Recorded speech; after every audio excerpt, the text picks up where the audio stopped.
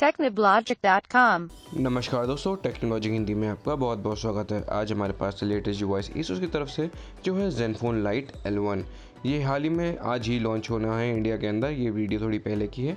ये वो full T support करता है। बॉक्स काफ़ी कलरफुल है जैसे कि आप देख पा रहे हैं।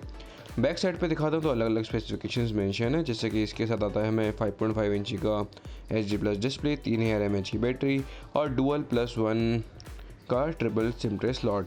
प्राइसिंग इन लोगों ने मेंशन कर रखी है 7199, पर मेरे हिसाब से 5000 के आसपास का डिवाइस होगा। ये लोग इस पर डिस्काउंट या अलग अलग ऑफर्स देने वाले हैं, MRP के ऊपर ना जाएं।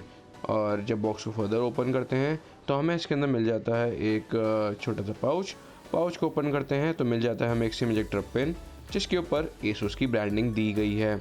उसके बाद हमें मिल जाता है अंदर एक यूज़र मैनुअल, जैसे कि आप देख पा रहे हैं। इस सब को साइड रखने के बाद जब फर्दर बॉक्स को देखते हैं तो हमें मिल जाता है इसके अंदर एक डिवाइस की क्वालिटी फर्स्ट लुक के हिसाब से काफ़ी अच्छी है, हल्का है।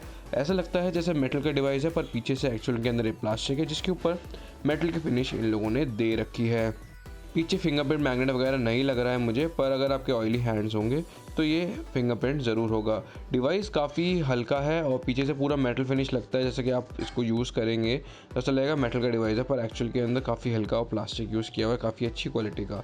बॉक्स को फर्दर ओपन करते हैं तो अब इसके अंदर मिलता है एक वारंटी कार्ड। ये है इसका वारंटी कार्ड। और उसके बाद हमें इसके अंदर मिल जाता है एक micro USB to USB cable, जिसकी क्वालिटी काफ़ी अच्छी है। उसके बाद इसके अंदर हमें मिल जाता है एक 5 वोल्ट का चार्जर। ये बाकी सस्ते फ़ोन से या मिड रेंज फ़ोन्स के हिसाब से इसकी जो बिल्ट है वो काफ़ी बेटर है।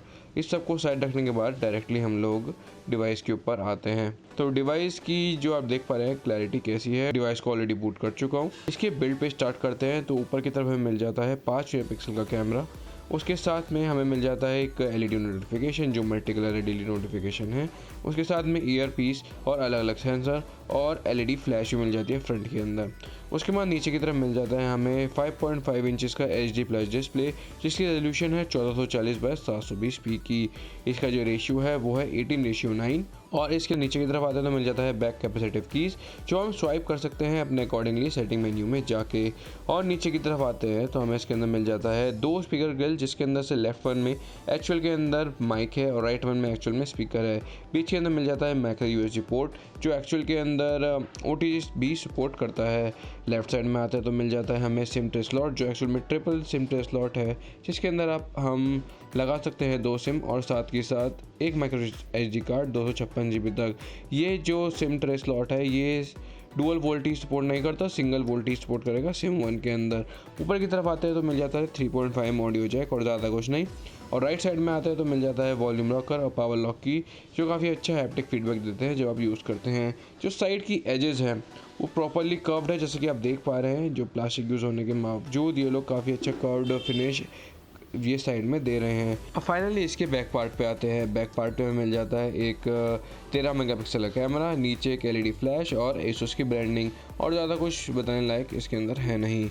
इसके अंदर डायरेक्टली स्पेसिफिकेशंस पे आते हैं तो स्पेसिफिकेशंस के अंदर मिल जाता है हमें स्नैपड्रैगन का 430 प्रोसेसर। प्राइसिंग अगर इसकी 5 के आसपास होती है। स्नैपड्रैगन 430 प्रोसेसर किसी और डिवाइस में नहीं है। उसके बाद मिल जाती है 2 GB की रैम, 16 GB का इंटरनल स्टोरेज, जो आप एक्सपेंड कर सकते हैं 256 GB तक। 5 मेगापिक्सल का फ्रंट कैमरा, 13 मेगापिक्सल का बैक कैमरा और LED फ्लैश फ्रंट और बैक दोनों में। Zen UI 5.0 का सपोर्ट इसमें दे रखा है और साथ के साथ इसके अंदर मिल जाता है Android O का सपोर्ट। इसका ये नहीं पता मुझे अपडेट आएगा या नहीं आएगा, वो लॉन्च के बाद मैं अपडेट कर दूंगा डिस्क्रिप्शन के अंदर। ये सब इसका बिल्ड पार्ट था, स्पेसिफिकेशन पार्ट था। UI की बात करें, UI काफ़ी सिंपल है, कोई भी एप्लीकेशन में फालतू नहीं डाली हुई है, और कुछ है भी तो आप ऑलरेडी अनइंस्टॉल कर सकते हैं। उसके ऊपर कोई भी आपको पाबंदी नहीं दी रखी है। फेसबुक है, आपका मैसेंजर है, इंस्टाग्राम में ये आप अनइंस्टॉल नहीं कर सकते क्योंकि ऑलरेडी बिल्ट इन एप्लीकेशन है, और ये तो मैंडेटरी एप्लीकेशन है, कोई भी बंदा फ़ोन लेता है तो वो डालता ही है। अगर मैं इसके सेंसर्स की बात करता हूँ तो सेंसर्स ऑलरेडी सारे हैं। जायरोस्कोप और प्रेशर सेंसर और टेम्परेचर सेंसर हटा रखा है। तो कैमरा पे आते हैं। कैमरा जो है 13 मेगापिक्सल का, जैसे कि आप देख पा रहे हैं। मैंने कैमरा एप्लीकेशन ओपन करी है तो कैमरा की जो क्वालिटी है वो काफ़ी अच्छी लग रही है मुझे। जो इसका स्टूडियो लाइटिंग के अंदर 2 बल्ब अभी मेरे जल रहे हैं, जैसा कि आप देख पा रहे हैं।